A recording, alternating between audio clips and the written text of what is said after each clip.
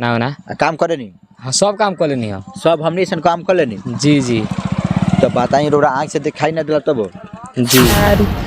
पापा के खा खा के जूठावा कसहू हम भरब पेटावा भैया लोग के नौकरानी रहब कसहू हम काटब दुख। पे और हमारे जनता लोग बताई सबसे पहले कितना का नोट बा? 500। अब बताई कैसे पता चला? जी ऐसा मैंने को हो सकला कि हम अंदाज से मैंने सब बता देनी।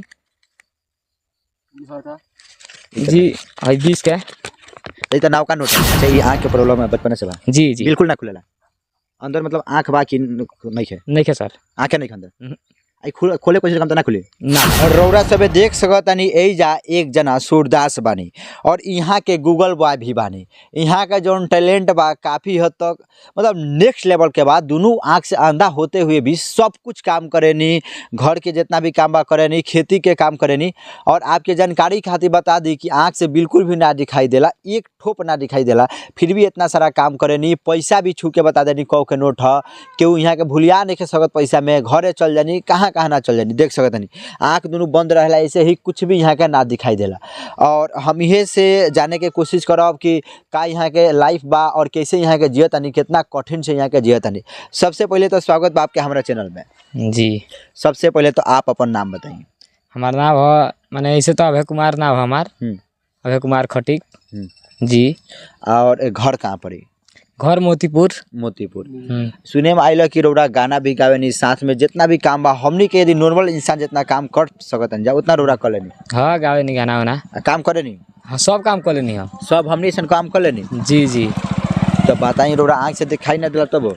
जी बिल्कुल ना दिखाई दिला। मतलब मैंने घर खेती गृहस्थी के जन कोनो काम हुई मैंने वैसे ही तो कह पावे नहीं उतना मैंने खास करके मैंने सब चीज मैंने जगह वो लोग सोचते लोग हमरा से ना हो पाई मान लेते जी। हाँ मैंने आँख से रौरा एकदम ना दिखाई दिला बिल्कुल जी ना।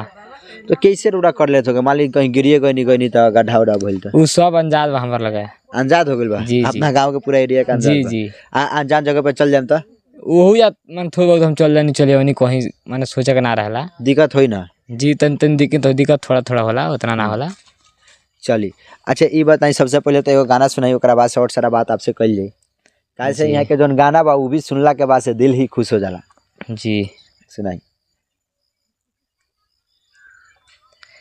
पेट में से रोतानी अरे तुहारा से कहतानी, पेट में से रोतानी आ तुहारा से कहतानी, ए माई माई मोरे डैनियानु हो दीहे पेटवे में मार, ए माई माई मोरे डैनियानु हो दीहे पेटवे में मार। पापा के खा खा के जूठावा कसहू हम भरब पेटावा भैया लोग के नौकरानी रहब कसहू हम काटब दुखावा। पापा के खा खा के जूठावा कसहू हम भरब पेटावा भैया लोग के नौकरानी रहब कसहू हम काटब दुखावा।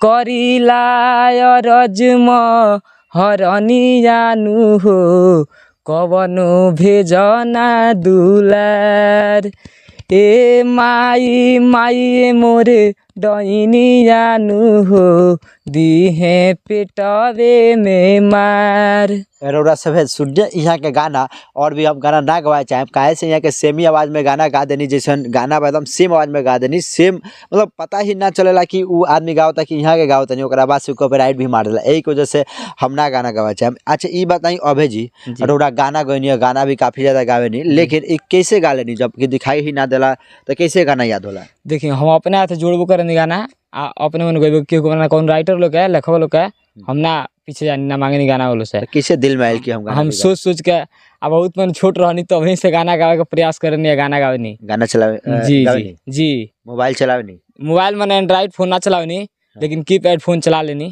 तो कैसे चलावे नहीं जब दिखाई ना देला? अरे बस वह अंदाज बेटा डाब के अंदाज जी लगा जी लेनी। जी।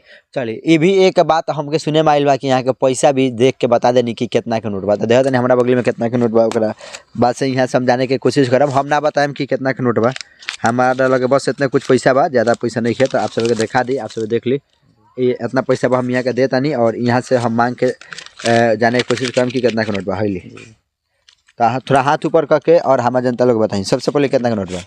500। अब बताई कैसे पता चलला। जी ऐसा माने को हो सकला न कि हम अंदाज से मैंने सब बता लेनी। जी 20 के। ये तो नाव का नोट है सब। जी जी। तो नौ को नोट का अंदाज थोड़ा बहुत एक्सपीरियंस हो जाला हमार लगा, थोड़ा बहुत घबराई जाला। जी ये 10 के। 10 के पुरानका कि नौ का? ये पुरानका है।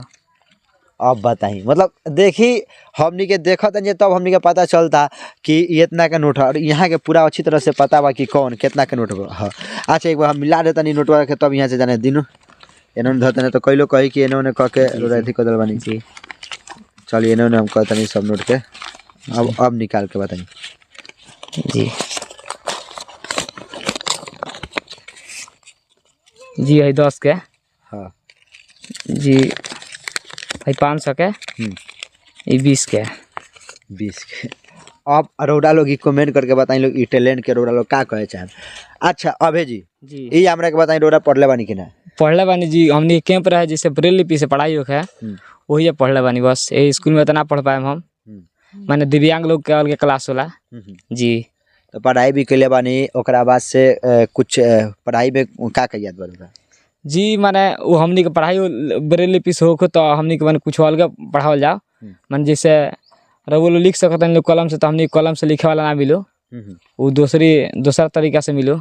तो कुछ टच कर कैसे लिखा? जी जी वो यहाँ जैसे बॉटम खाने रहो वही के दाब दाब के लिखल जाओ। जी अच्छा ये आँख के प्रॉब्लम है बचपन से बा? जी जी बिल्कुल ना खुलेला अंदर, मतलब आँख बा कि नहीं है? नहीं है सर, आँखें नहीं अंदर।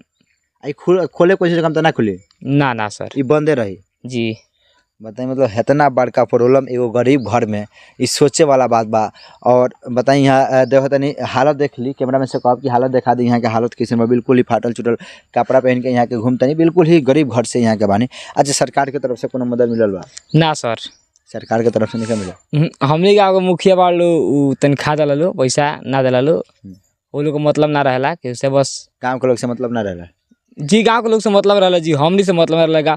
वोट खरीद के किने ला आ किन के आ जीते ला कुछ कर ला ना गाँव में कोनो पंचायत में कुछ होला हो ना पावला वो लोग से। अच्छा तो सरकार से रोड़ा का कहे छे? का कहल जाए यार, सरकार जब देखते बानी हमनी के ऐसन बानी जा तो सरकार कुछ मदद दे सकत रही तो दे सक। कितना दिक्कत के सामना करे के पड़ेला?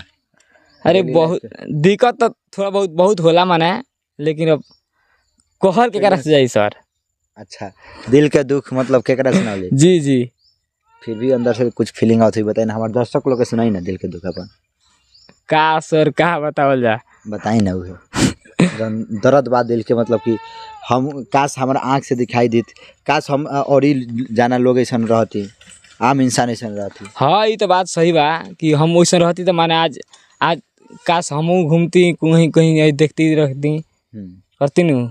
बिल्कुल बिल्कुल जी चलिए तो रौरा देखनिया अभय जी के कहानी और यहाँ के लाइफ। यहाँ के एक्चुअल में सब काम कर लेनी घर के, लेकिन दिक्कत ही काफ़ी ज़्यादा होला। आप सब समझ ही सकता नहीं कि आँख से जब खाइए नहीं खेदे अंदाजा मिला के यहाँ चले नहीं कि हेजा बानी हई काम करे बा तो हेलांग करे बा होलांग करे बा। काहे से उम्र भी 18-19 साल हो गई हुई, तो जो एक्सपीरियंस बा तो बहुत ही अच्छा तरीका से हो गई बा कि कैसे का करे बा कैसे कार नहीं करे के। तो दोनों आँख से अंधा होते हुए भी अपना ज़िंदगी से लड़तानी अभय जी, और हमनी के आँख होते हुए भी हमनी के कहते हैं हमनी का लाइफ बेकार बा। तो बताई कि के सही बा के गलत बा का जी? जी मान लिया आम जो जनता बा हमनी के मान लिया ठीक बन जाए तो कहते हैं हमनी का लाइफ बेकार बा, ऐसा बा झंड बा हई बा हु बा। जी जी और रोड़ा एकदम सब कुछ होते हुए भी रोड़ा एकदम लड़ रहा बा। जी जी तो देखिए तो रोड़ा लोग कमेंट करके बताई लोग यहाँ के कहानी कैसन लागल। आई वीडियो के शेयर कर दी लोग, कैसे यहाँ के भी कुछ सपोर्ट हो जाओ। काफ़ी ज़्यादा गरीब घर से बानी और हालत हम आप सभी के दिखाइए दिला बानी। हम चाहते नहीं वीडियो के समाप्त करें, लेकिन हम फिर से एक अगला वीडियो में आप सभी के लिए आएम और आपके एक वीडियो भी हम पेश करब और यहाँ के लाइफ स्टाइल पर कुछ और भी वीडियो बनाएं, कुछ गाना भी सुनाएब एक अगला पार्ट में। लेकिन एक वीडियो का हम एजा करते हैं समाप्त। आप सभी के बहुत बहुत धन्यवाद।